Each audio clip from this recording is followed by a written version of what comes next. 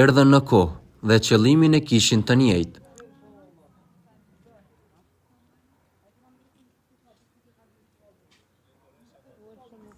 Kryeministri Albin Kurti dhe Ministri i Shëndetësisë Arben Vitia gjatë së premtës përëruan Institutin e Anatomisë Patologjike.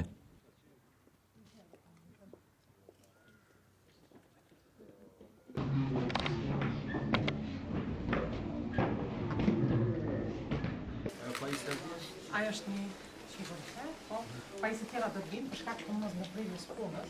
Në vendet ku jemi vendosur nuk kemi vendos pajisjet. Rezultati është sot që relativisht shkurt kemi arritur me përmisu në nivelet më moderne laboratorin e patologjisë molekulare dhe histokimisë. Është një shërbim që dëshirojmë të avancojmë.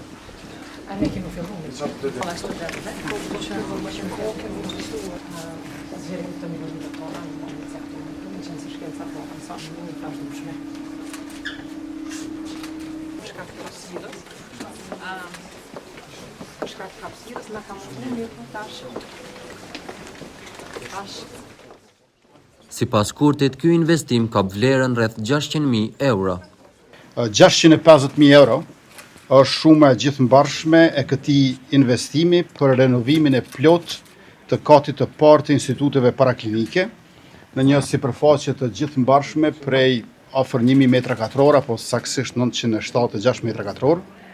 Transformimi është rrënjësor, me çrastje në ruajtur vetëm muret mbajtëse dhe pllakat e meskatit, ndërsa të gjitha hapësirat tjera janë rindërtuar dhe janë pajisur nga e para.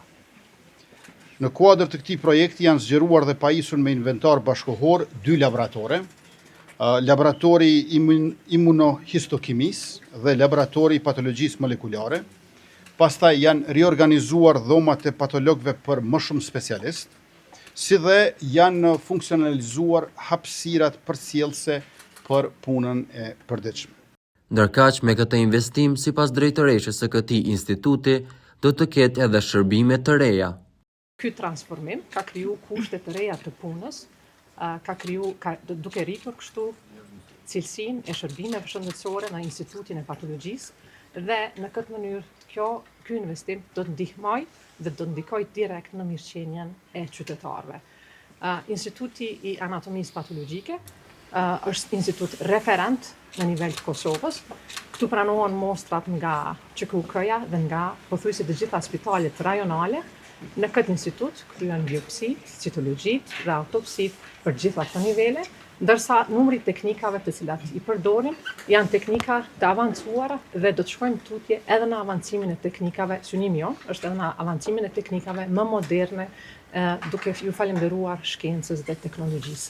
Pra do të shkojmë tutje që të rrisim gamën e shërbimeve, duke filluar fillimisht me shërbimin e nefropatologjisë, e cilën insistojmë dhe synojmë ta hapim së shpejti si shërbim, e pastaj edhe shërbimin e patologjisë molekulare dhe shërbimet e tjera të cilat janë të nevojshme për pacientën tanë, duke ndikuar kështu në rritjen e shërbimeve shëndetësore në institucionet shëndetësore.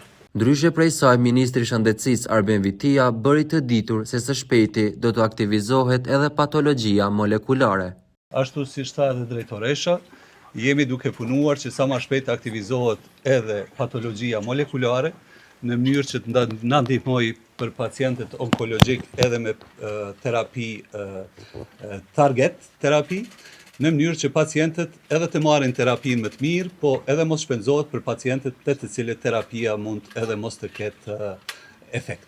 Në anën tjetër, ky vit do të jetë vit i diagnostikës, do të investohet në gjitha laboratoret pa dallim, duke filluar me teknologji të re, me digitalizim të laboratorëve dhe natyrisht kjo është një ndihmë jashtëzakonisht e madhe për të gjithë klinicistët e sidomos për pacientët, të cilët do të kenë mundësi që të diagnostikohen në mënyrë të saktë, në mënyrë që trajtimi pastaj të ketë sukses. Ndërkaq, sipas tyre, priten edhe investime të tjera brenda kampusit të QKUK-s.